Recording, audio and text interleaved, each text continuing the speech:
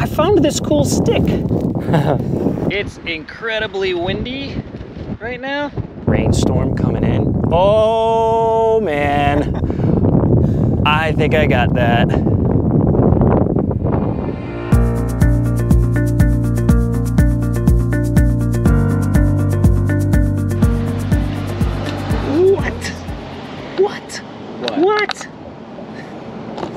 What? What's up, guys? It's Alex again. It's June 15th. So we're heading. So it's June 15th. It's June 15th. We're heading to the dunes.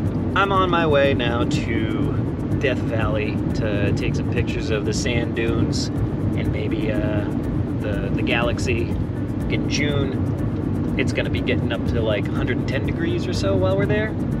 Thankfully, most of our activity is not going to be during the day all that much. We're going to try to do like before sunrise, after sunset, or at and after sunset. We're approaching Mount Doom.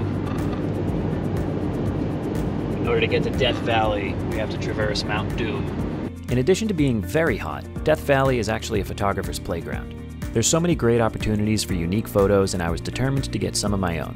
Mostly I was looking to shoot the dunes at sunset and the galaxy at night, since the Milky Way core is visible this time of year and Death Valley is a certified dark sky park. So we are here, and we are going here. Very little here. Wait, hold on, hear that? What? Exactly. I guess it's gonna be hot. We are on our way in. We've got a little extra time, so heading up Zabriskie Point. Zabriskie? Zabriskie? It's definitely not brisky. It's not brisk. No, it's not brisk. There's nothing brisk about this place. It's hot, I think. I mean, like, I knew it was gonna be hot, but it's like hot. It really is a dry heat. It's the humidity that gets you. Stupid. Now, I know exactly what you're thinking. Could my GoPro overheat and cause me to lose an entire segment on setting up a composition at Zabriskie Point? The answer is yes. It sure can. Gibson had a great idea, getting the ceremonial moment of the clip. So this is kind of nice. There's like nobody else here, which is great. I mean, it's still kind of early in the day, but fingers crossed that it just stays this way.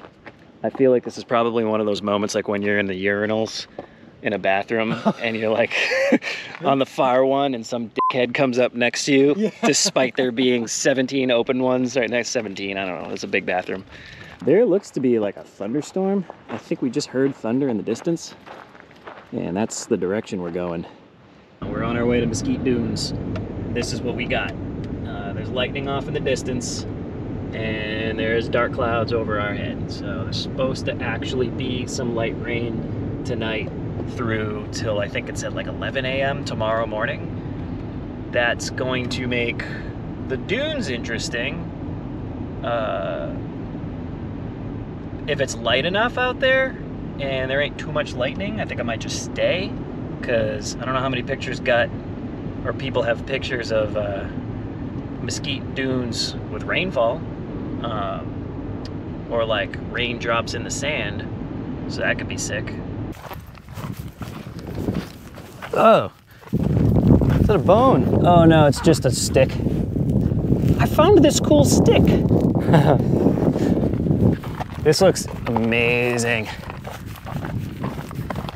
Nobody is out here right now, and it is beautiful weather. I don't even really care if I get a great photo today, because this is just sort of surreal to be in. Like, this just looks magical. If that rain stays there by the time I get up to some of those dunes, and if I can get some lightning happening with them, oh baby, I will be a happy camper. Oh, actually this time we get to say actual happy camper, because we're camping. Whoa, what the hell was that? What the f was that? Jay. Dude, what the f was that? It was a lizard, but it was fast. It had to have been a lizard. Some tiny alien just ran in front of us. Yeah, no, that was tricky. That was trippy. This is why people report seeing aliens and stuff. You know what I haven't said in a while? Eureka. Sorry. Jib Yubbins. Jib Yubbins. Jib Yabbins. Hi, Jib. Jib. Lesson number 1 in the sand dunes, your feet just gonna get sandy. I really wanted to stop and get video of the dunes as I was walking through, but it was more important for me to find a composition to shoot first. The light was disappearing and a storm was coming in. I didn't want to end up missing a rare moment or having to race a storm out of a place I wasn't familiar with in the dark, which obviously didn't happen. I wonder what actually makes up the dark colored. Yeah, interesting. Like, look at this, Hold on. You can sort of see, like these little chunks. It's probably from the rain. Where the rain whipped across whipped the top? up. Yeah. Yeah. This is so cool. Now I came here with a very specific photo in mind. I was after a high contrast, edge-lit desert scene that really accentuated the wave-like nature of the sand. Obviously that wasn't going to happen for me on this day, so I had to work with what I had. Granted, what I had was still pretty awesome. Death Valley sand dunes with a lightning storm backdrop, hardly a downgrade from my original intention. I just had to find a good composition, set up quickly, avoid getting too much sand in my gear, and make it out before the storm. Easy, right? I think I want to be kind of over there, or looking through there, towards the sundown, or the sunset. Shit, that sunset's happening in 20 minutes. As I started walking to where I thought I wanted to be, I noticed an interesting leading line on the backside of the dune. There was a ridge line that kind of snaked its way into the scene, and I decided it was worth checking out. I took out my R3 with the 15-35 on it and found a pretty cool composition. Now don't be fooled by the GoPro footage, it was actually way darker than it looks here. The GoPro just has auto exposure, so it's going to look brighter than it was on the day. And that's actually why you're seeing so much noise in the image, is it's the GoPro adding gain to brighten the image up. Luckily, since it was so dark with all the cloud coverage, and because I was shooting on the wide end of my lens, I was able to do a single exposure with a small aperture and get everything in focus.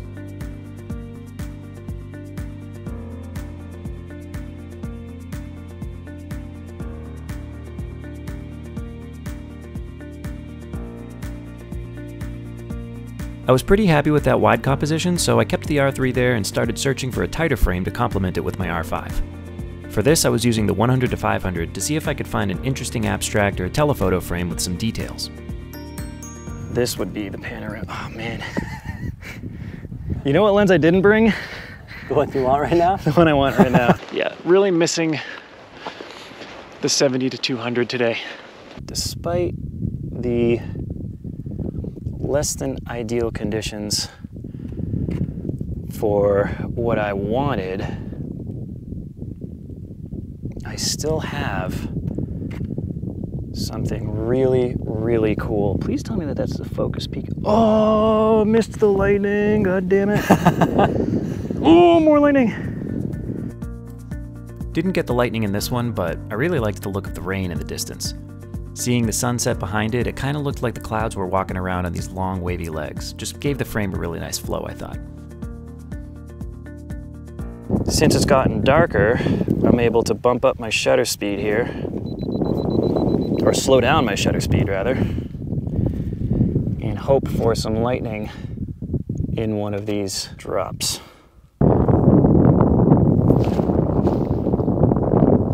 I think I got it. I think I fucking got it.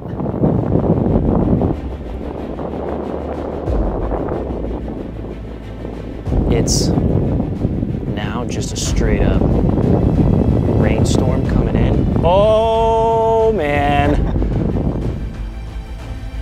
This is an excellent example where having a goal is good, but staying flexible is, I think, better. I did not come to Death Valley for a stormy sunset over Mesquite Flats, but that's what I got, and I was happy to take it. This was actually better than what I expected. We're gonna be packing up here because it's getting dark, and the rain's moving in. I can't really see much in the distance anymore. The storm is now, okay. The storm is now all around us. We've definitely kind of overstayed our welcome. I don't think it's gonna rain on us. As it starts raining, I just felt a few drops literally as I said that. But got some really cool shots. Very cool shots. So if we survive, it will be worth it. Where have I said that before? As long as I don't die, then it wasn't worth it. Times like this, you know what you gotta say, Gibber? What do you gotta say? Jib Yabbins. Jib Yabbins. Jib Yabbins. I don't know what else I would have been expecting, but to have an awful lot of sand in the shoes. Oh yeah, yeah, go to Death Valley. Yeah, it's gonna be nice.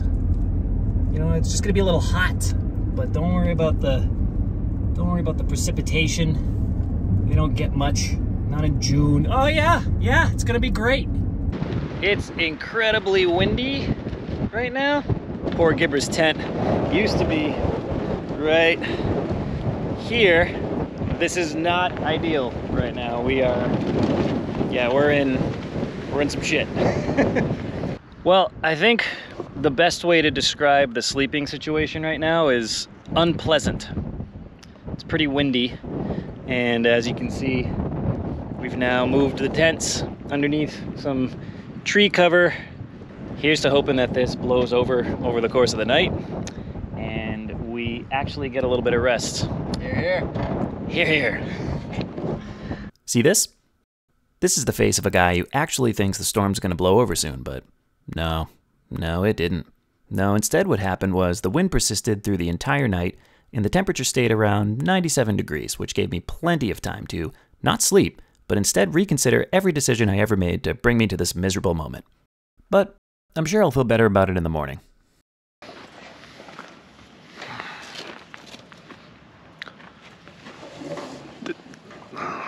That wasn't a good night.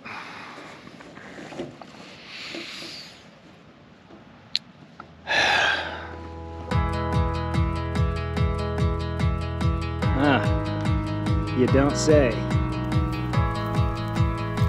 We could have walked to an ice cream parlor? There's so many shooting stars. It's so dark. Now the tripod's locked off, and I'm just waiting